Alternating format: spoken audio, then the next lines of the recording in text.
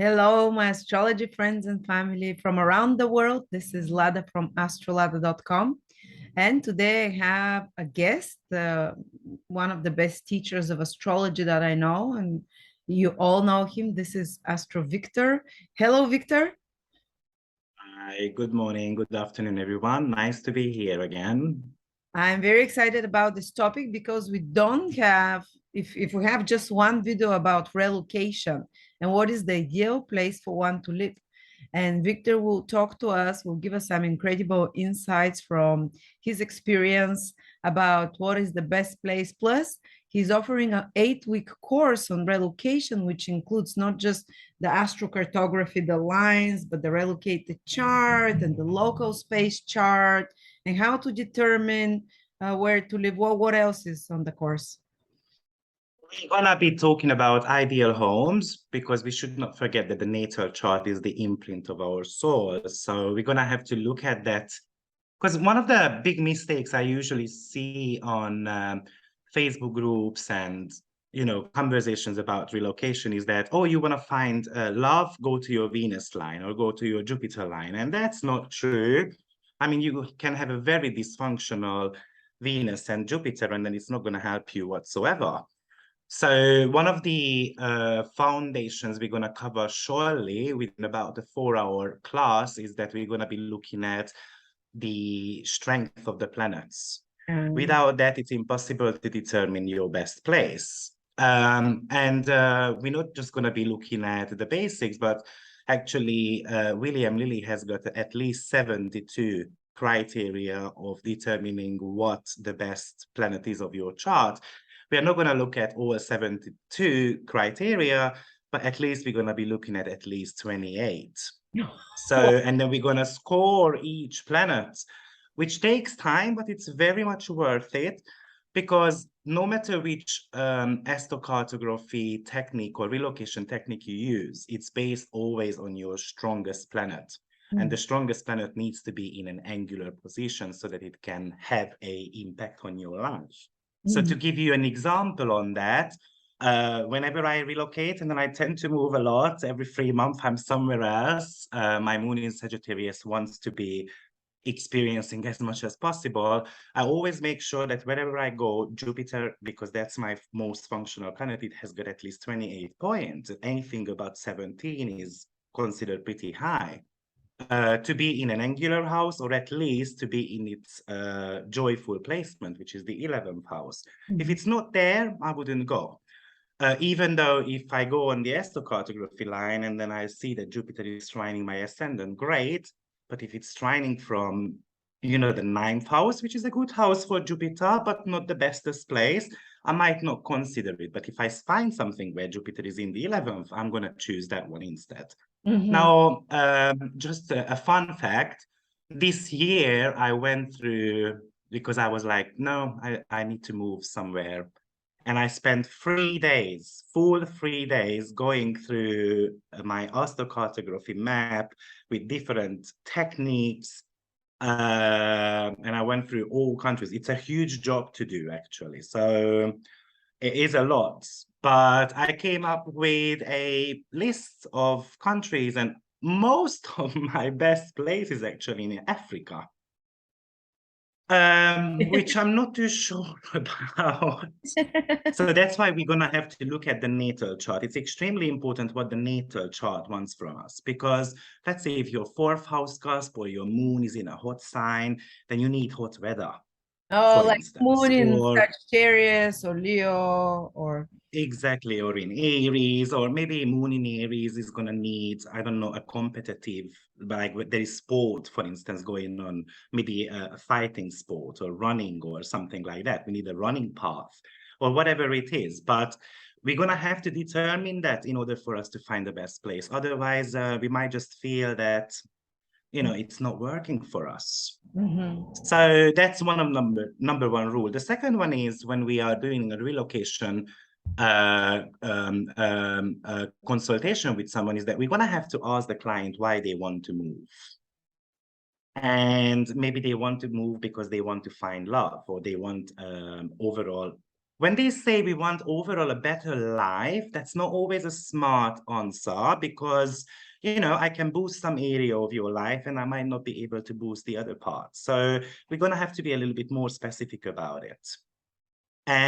But for instance, a moon in a fixed sign or the fourth house cusp being in a fixed sign might not be suitable of moving around. Some people actually has to stay at home. To give you an example, maybe sun in the fourth house. Actually, one of the lessons Sun in the fourth house has to learn in this incarnation is that they have to get to know their ancestry line. They have to get to know their homeland quite a lot. So it might not be a smart idea for them to move, or not for decades, for instance. Maybe I spend a year somewhere here and there, but I'm going to return. Same applies to the moon. But if you have got, let's say, I don't know, Uranus, for instance, in your fourth house, then you're going to have to break away from your home environment.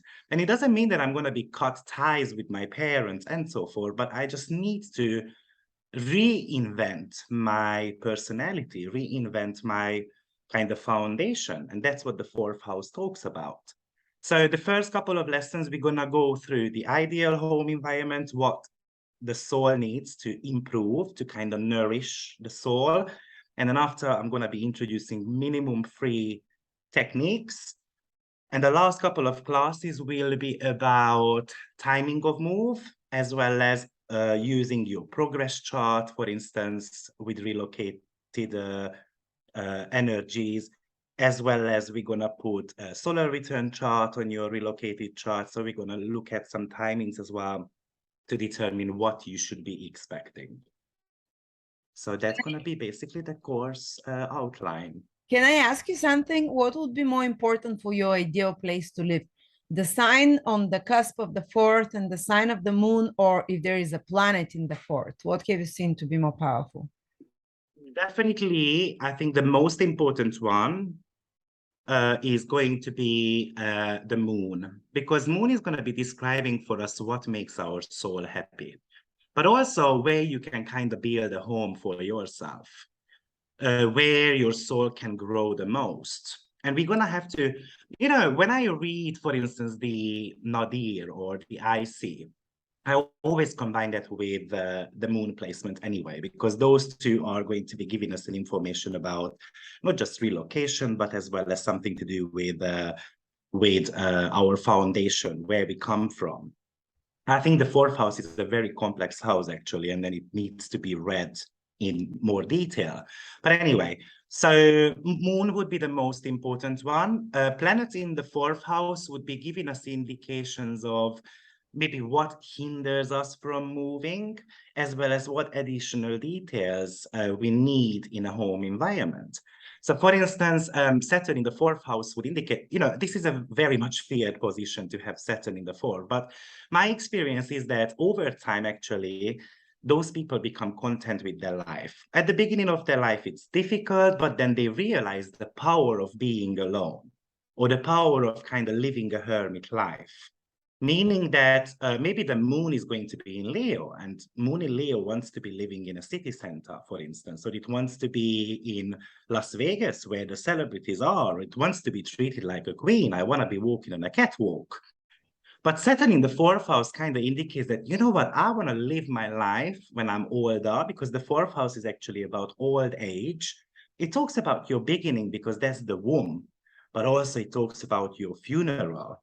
The last few years, the last maybe, like let's say when you are a pensioner, how you should spend those years to be content.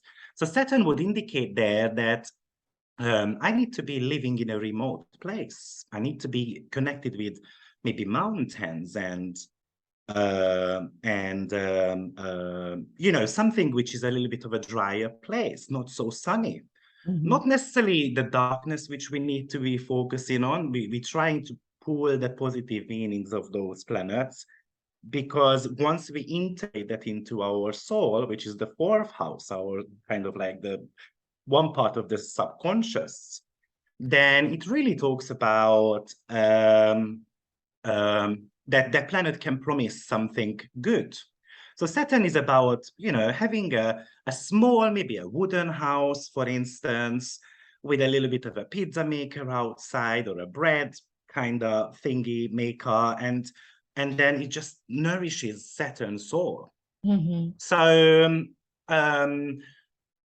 to give you another example, for instance, maybe with Mercury in the fourth house, we would need to be at a place where there is a little bit of a buzziness going on, being a busy bee.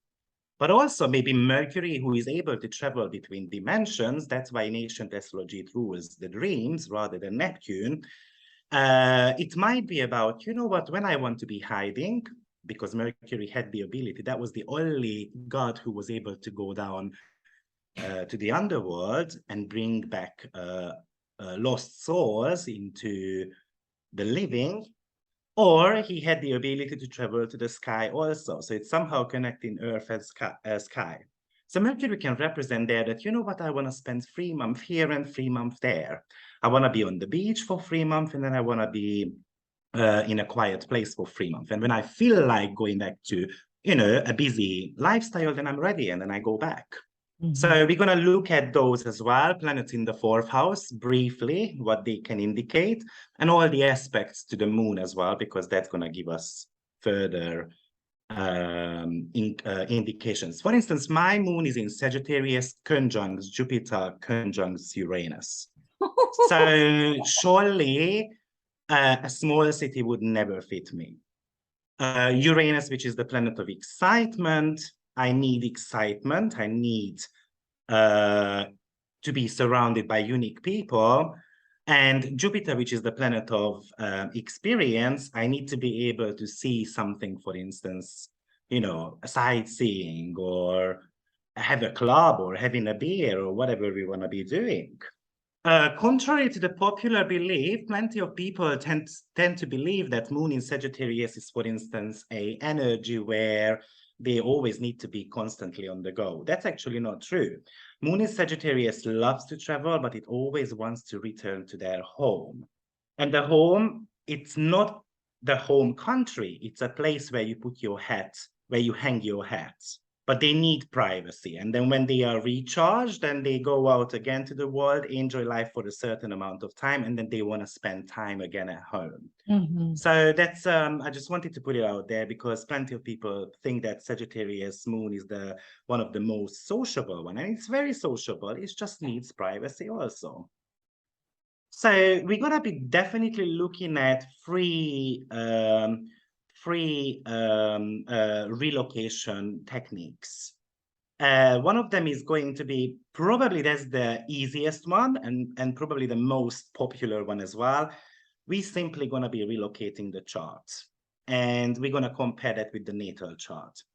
Now, when we are doing relocation, when we are doing a relocated chart, basically we set up a new birth chart in which we preserve the moment of birth, but we're going to be moving the latitudes and the longitudes to the new place. And what we need to be aware of is that the planets will remain in the same sign, the same degree, just their house position is going to be changing. Now, whatever house system you use, the techniques I will be showing you in this 8-week course will be relevant to any of the branches or house systems of astrology. So what's the most important with that is that we're gonna have to keep the time of birth. And you might need a program for it, or if you use astro.com, you can do that. But I recommend to look at your moon degree. And the minute as well, because it mustn't change whatsoever. And if it didn't change when you relocated the chart, then you've done a good job. If it's changed, then actually what I recommend is that, let's say you were born at 1 o'clock in Turkey, you want to look at what's the time currently in New York, for instance, maybe Ah, 5-hour difference. need to And change then the I'm going to time. be actually changing the time of birth in that case, because what happens is that we went back into the past, but the planetary positions are going to be the same. So that's one of the easiest one. And then it's going to reveal to us, let's suppose that you were born with a stellium, for instance, in the 10th house, and then it's going to be shifting into your, I don't know, 8th house. then it doesn't mean that your soul has changed. Your soul mission is still going to be somehow 10th house related, but you might achieve that through 8th house matters, which may be about investment, which may be about, I don't know, sexuality, or maybe, you know, 10th house could be parenting. So 8th house is about giving birth and so forth. So therefore, we need to be looking at the natal promise. The next technique, which probably plenty of the viewers kind of know about, is the Astrocartography. And but I'm gonna add some exciting bits and bobs here, because I'll give you an example. Maybe in your Astrocartography chart, Sun will conjunct the Ascendant. And when you were born, maybe Sun was conjuncting the midheaven. What happens here is that at the moment of your birth, in that place where you relocated to, actually the sun was rising. And then in that case, it would show that we have got an easier opportunity to show our personality. That could be one of the indications, for instance, to become famous or to become recognized about something and so forth. Now, the aim here is definitely to make the best planet angular, because the angular planets have got 100% strength. And the other aim is that we want to be putting the malefic planets, the worst planets, in Cadon houses, which are the 3rd, 6th, 9th, and 12th house, because they have got the least amount of destructive power there. Let's say, now, a little bit of a difference about these two, because let's say a client comes up and then asks you, oh, I want to move to Berlin from Los Angeles. So straight away, because we are looking at a specific place, we don't need to use astrocartography. We can actually use only the relocated chart, because that's going to reveal a lot more. Yes, it might be a good idea to look at astrocartography, you know, what the main planetary energy is, maybe Neptune, and then we're going to be a little bit confused at the beginning and so forth. But the relocated chart is a lot better to determine what the person should be expecting there. However, if a client comes up to me and then says, oh, I want to move to Germany from LA, then straight away I'm going to be using the astrocartography rather than the relocated chart, because we're going to have to determine what is the best place in Germany for the person to go. We've got an entire country to work with. And now here, let me just mention that there is going to be something I will introduce and I love using, and that's called midpoints. So I'm going to share the screen for a second, because I want, if you disable it, because I want to show you. Okay, you need to disable the screen sharing. Not yet. You have to do it. Oh, I have to do it? Yeah. Wait. More. I don't know. What do you mean I have to do it? When you, I think when you click on next to those 3 dots on my next to my name, then it says allow to record, make a host. Make co-host? Should I make you co-host? Yeah, that could work. Yeah. And then, yeah, I should be able to share screen now. So one thing which I wanted to show here, because I moved to Izmir in April, and I fall in love with a property there. And then I did erect a horary chart. The horary chart actually put me down into detriment, which clearly indicated that this place is not going to be good for me, but it really served my financial needs. And I didn't understand why it puts me down into detriment. But, you know, I took it. It was more like an investment for me. So it was like, no problem. It serves my financials. So I'll do it. And I moved there. And what happened was I don't like the place at all. I mean, one of the reasons why I don't like it is because people don't speak English. So I haven't been able to make any friends at all. And I feel extremely lonely. So Oh. then that's when astrocartography or relocation came into the picture. I wanted to know what is going on. So one thing I did was, okay, hold on. Let me just click that off here. So one thing I did, which most of us would do, then we go on to the astrocartography and then we look at the planetary energies there. So I'm going to do exactly what I did back in at that time. And here is Turkey. So you can see Izmir is here. So you Uh-huh. can see there is no planetary energies running through there whatsoever. So it wouldn't really give me an idea why on earth I'm feeling lonely there. Now, a little bit of a rule here. I mean, there is no really a rule book about how many kilometers we should consider when it comes to astrocartography, but kind of there is this unwritten rule of not having more than 100 miles. Mhm. Because the closer we are to a line, the stronger the influence is of that place. Mhm. So clearly that Neptune is about 300 miles, that Mars is approximately about 400 miles. So that's not going to work. That's not affecting me whatsoever. But then it came to my mind, why am I not looking at my asteroids? And why am I not looking at my midpoint structure? So I did that. So I went onto the map. Unfortunately, for the midpoint structure, you're going to need a program. So either you need a Solar Fire or a Sirius. I like Sirius more from a relocation point of view because you can do loads of things with it, a lot more than in Solar Fire. So I'm just going to put down Turkey. And then there are four possibilities. So you can see that the basic map here is exactly what you find on astro.com. And we've got a detailed map, which is going to give us major aspects.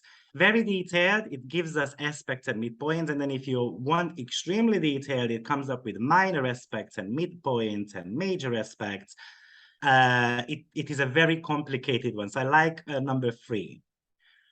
And then you get this. And now what you see here is that Izmir, Oh. I have a Sun-Saturn midpoint running through. Oh. Sun-Saturn midpoint, if you open up the midpoint structure interpretation book, which I don't remember how it's called now, one of the first sentences is going to be feeling like in prison. And that's exactly how I feel like being in a prison and feeling like just my vitality is kind of sucked out of me, really. Because Saturn is a drainage and the sun is about vitality and shining. And sun is natally in my 12th house anyway. Mhm. So it is a challenging, I should have checked it before I went there. But anyway, it was more an investment, so I don't mind that necessarily. But clearly Izmir is not my cup of tea. So that's one thing which I kind of want. I'm going to teach you how to use the midpoint structures and how you can work with them because it really reveals great stuff. Now, the next one is the third technique I'm going to be talking to you about is going to be local space. Now, this is not a popular relocation technique, but imagine that basically local space astrology is a soul-centered astrology.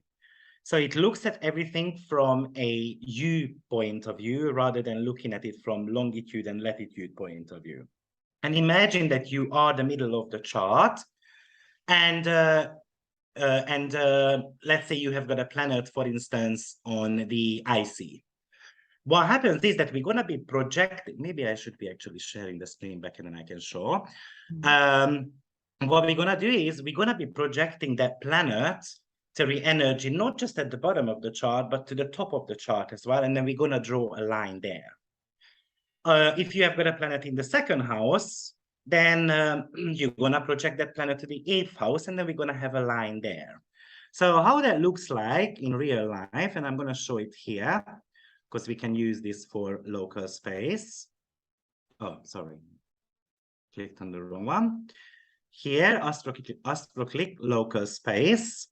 So basically what it does is that I was born here, and this would be the ascendant here, this line, right? If we put the chart on exactly on the location, this would be the ascendant. Now that's why we have got Venus and Mars here, because Venus and Mars are conjunct in my ascendant, and then we can see that we projected those lines to the other part of the world as well, like to the descendant. So this would be the descendant here, and this would be the ascendant here. Now we can see that I've got quite loads of planetary energy right on the top. That would be my MC, my 10th house. And one of them is the moon there, Jupiter, Uranus, Neptune, and so forth. And then that gets projected down here. And so that's kind of like the basic principle, what we need to know about local space. Now, let's imagine that you move to another place. You can actually relocate your chart and then pull up again a local space chart.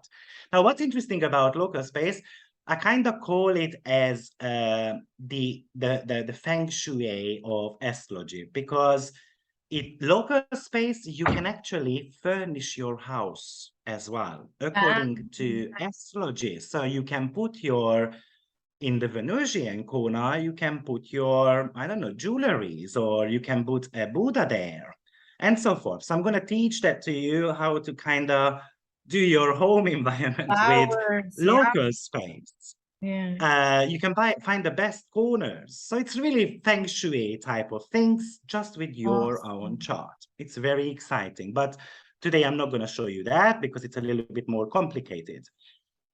Now, what I would like to show here is that I went to Thailand for a month. I went for a fitness retreat. I wanted to spend there 2 or 3 months. Because I'm about 15 kilos away from my ideal weight. And I just wanted to become a little bit sportier, and I wanted to become, basically, I wanted to slim down a little bit. That's the bottom line. And I obviously, like a normal person, I started Googling things, where to go, how much it costs, and so forth.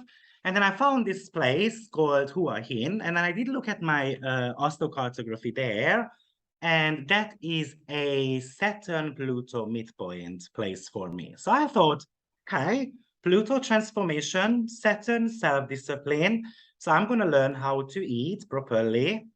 I'm going to learn, and Saturn is about leaning down. So that's something to do with, Saturn is very important when it comes to diet. So I was like, okay, this is a perfect place. And then I stopped. I shouldn't have stopped. Because then otherwise maybe I would have changed my mind. So we're going to relocate by local space to Thailand for a second. And I'm going to tell you why. So this is somewhere where Hua Hin is, somewhere down here. And you can see that the closest line here is this red one, which is Mars. Now, when we look at my astro map, and I'm going to go on Thailand.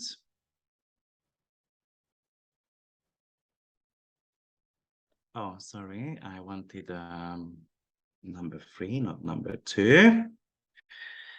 What you see down here, somewhere here is Hua Hin. I've got, oh, sorry, am I at the right place?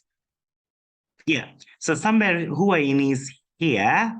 I've got Mercury-Saturn opposition midpoint crossing a Saturnian energy.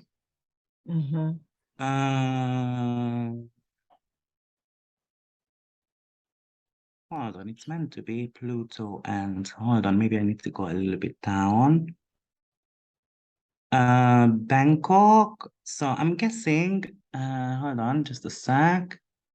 Why did I remember Pluto and Saturn midpoint? Okay, so it's Pluto-Mercury, somewhere Pluto-Mercury. Okay, So anyway, what happened? And Pluto, Mercury, sorry, no, it's a Saturn trine I've got here, and the Mercury and Saturn opposition. Okay, so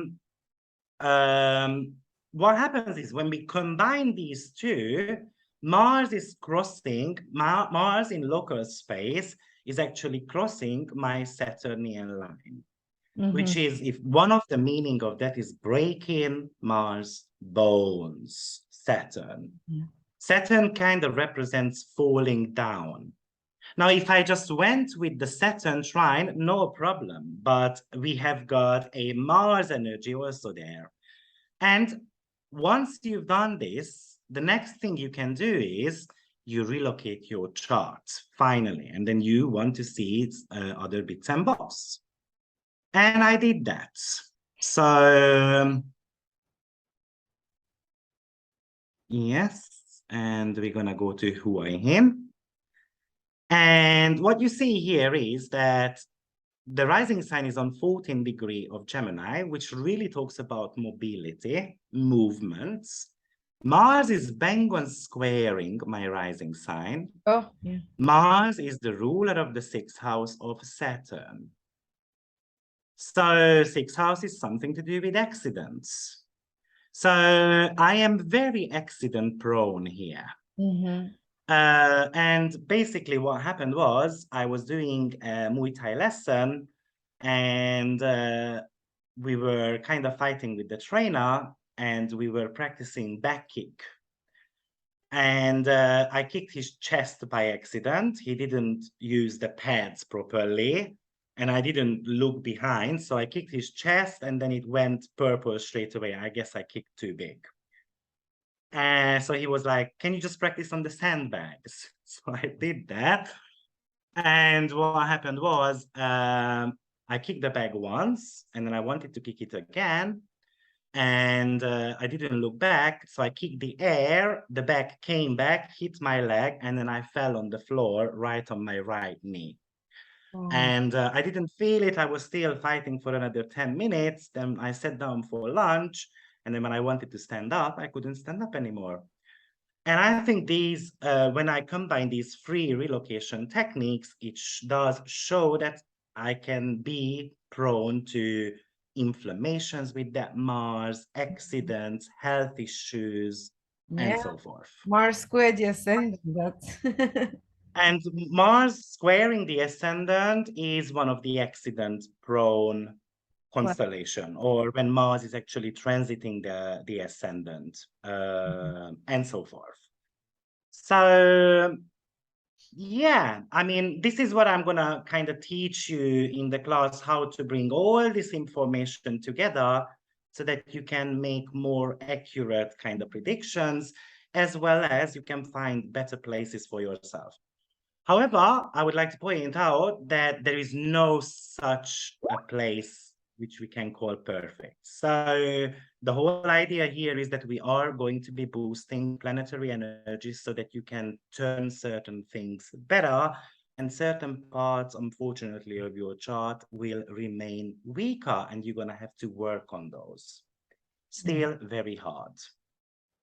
So this is basically the three kind of energy. Now, maybe another example, because I lived in Cyprus for 1 month, but it was like, no, that's not for me.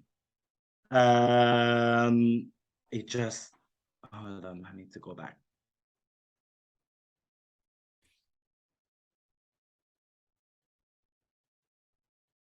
Oh no, sorry, that's we are here. So I lived in Cyprus, which is just underneath Greece. So it's gonna be somewhere here. So we can see we have got this green line here, which is a Mercury energy. So if I zoom out, then you will be able to see it's a Mercury energy represented by green. Which ideally from a local space point of view, this would be good for socialization, communication, and so forth. So if I only used local space, yeah, let's do that. Especially if the person has got a good Mercury.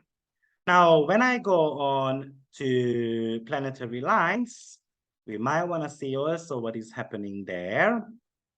So I'm going to go down there. Okay, so we can see that the closest one is surely Mars. So, you know, I recommend ever to Cyprus, move on a yeah, malefic line, not so Cyprus, much. Cyprus is on the icy. This is That's right, yeah. that's the Oh, island. sorry, say again. This is the island, Zipern, Kibris, that's Cyprus. I think it's the one closer to Turkey, below Antalya further. On the Somewhere here. no, it's here. It's this big island. Oh, Zipper, yeah, big here. island. Sorry. So we've got a north node energy there, but yeah, I was somewhere here. Sorry. Okay, so we're gonna look at the local space again. So we've got a north node energy there. Okay. Depending on, yeah, north node, Larnaca. I was Larnaca area. So north node. Okay, so we've got something to experience there, surely. North node would be kind of like an indication that it's a place to see because you've got something to learn there. By the way, if you have got North Node in the fourth house, for instance, that's a major scream also that relocating could be a good idea Yeah. for you. Maybe not for a long amount of time, but it would be a good idea. South Node, it's kind of like run away from your home environment and reinvent again your personality. So by local space, probably the sun, which is the closest one. Mhm. So we've got a sun and north node energy there, not too bad. And then when I look at Cyprus, when I look at my Midpoint. a little bit more in detail, then we can see that we've got a sun minor aspect running here. Sun minor aspect, and we've got this, yeah, sun minor aspect. So definitely the sun and north node plays the biggest place. Now, because sun is in my 12th house natally, most likely I had to learn a little bit of becoming a hermit. Mhm. And also what you can do here is, of course, you want to be relocating your chart too. So yes, and I'm gonna go to, let's say, Larnaca. Probably that should come up. Right here. So I've got an Aries rising sign here, which wants to be acting, which wants to be doing something. It took me 3 weeks to find the gym. Within 1.5 months, I couldn't find a personal trainer there, which is very Marsian type of energy anyway. And can we see that my ruler of my rising sign is in the 12th house, which is the house of loneliness and solitude. Mm. And then the sun, which played a major role in my astrocartography map, is actually in the 11th house. So that's craving for sociability. However, sun in my chart, unfortunately, is feral. Feral means that it has no aspects Oh. to the other planets. So it's a little bit more challenging for that sun to create community or have friends and so forth, because there is no support really, either hinders to that sun, but it's a little bit feral. So I kind of, the sun and if the sun and Mars had a great aspect, it would be very helpful, but unfortunately there is no aspect between them two either. So this was a very challenging place for me. Plus, the North Node falls into the fourth house, which is about learning to be alone and learning to be in your home environment. But that didn't work for my son in the 11th. Mhm. So eventually I left, and that's how I ended up in Turkey, where in Istanbul, my social life is a lot better.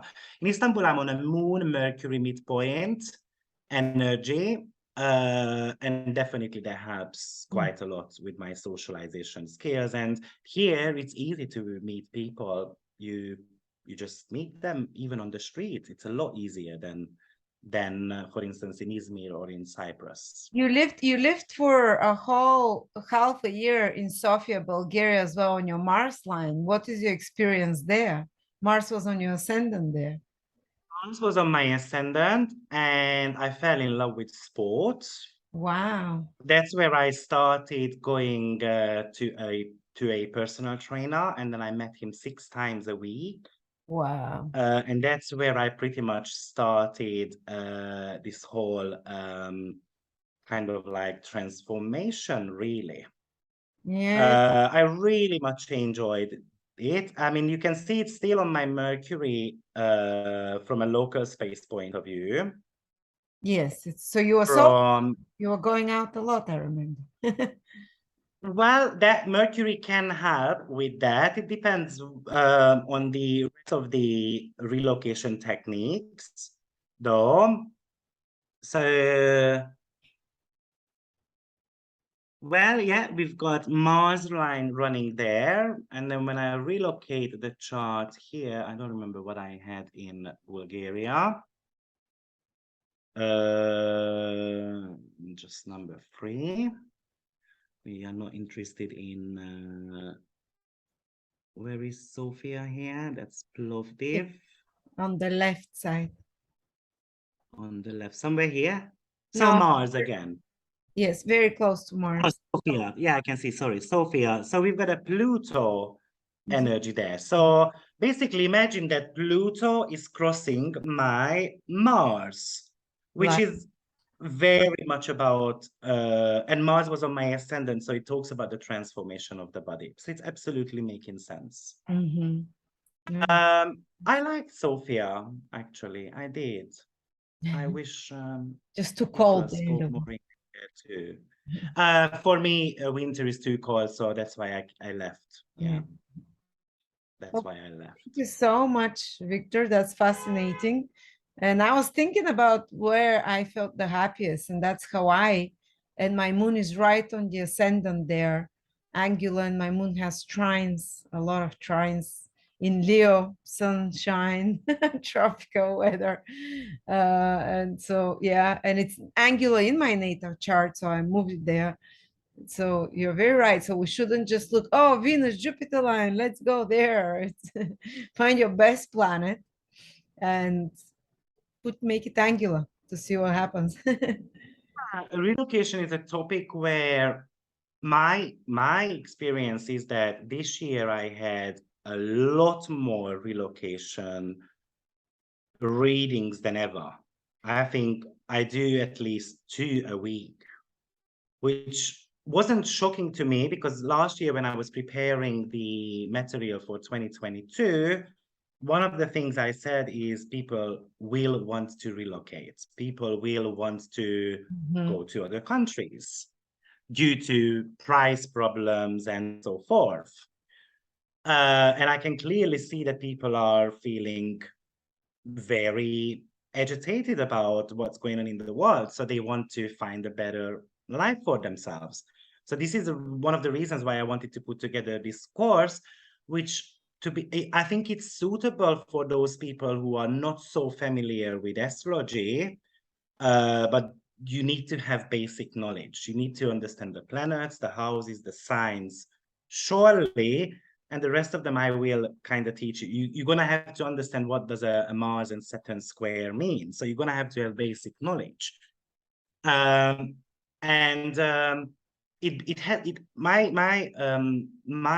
observation is that this has become a very popular astrology branch. And by the way, it was only introduced in 1978. So Yeah. this is a this is a kind of young astrology branch, and it has grown quite a lot. Mhm. And one of the things which I also said in another video recently was that I think a new astrology branch is going to be emerging. And that I based that on Uranus, North Node, Urania, and Mhm. Mars conjunction happened on 18 degree. And maybe one of them is going to be vibrational astrology, but I can also imagine, because Uranus is about sky and exploration, that relocation astrology becomes a lot better because, I mean, not a lot better, but a lot more important for people because they will want to find better ways to earn money or to save money, sign of Taurus. Mhm. So one of those two astrology branches, I think, gonna be huge in the next 15 years because Uranus North Node have got a 15-year cycle. Yeah. Well, yeah, And it did conjunct Urania, which is the cosmos and astrology asteroid. So I'm expecting some astrology blooming as well as some hardship with that Mars, of course. It's not going to be as easy as yeah, I just like like this that. prediction. I've been noticing vibrational astrology, what you called. I've been seeing some information on it on the internet. So let's see how people develop that. Thank you so much, Victor, again. If anyone would like a personal reading with Victor, because not everyone wants to learn that, he's offering a relocation reading. I'll put a link below in the description, and also the course that he's offering is discounted. If you take it now, it starts in a few days, 2-3 days, something. You can start a bit later as well. You'll be sent all the lectures and you own them for life. So, but if you order it after, the price becomes bigger. So thank you so much. Have a great day. And I learned again a lot from you. I'll be checking my chart with those personal local space. I love that thing. I've never seen it before. Again, I always learn something. Thank you so much, Victor. Have a great Thank you very much. and See you soon, everyone. heal quicker your knee. I will. Bye Thank bye. you. Take care. Bye-bye.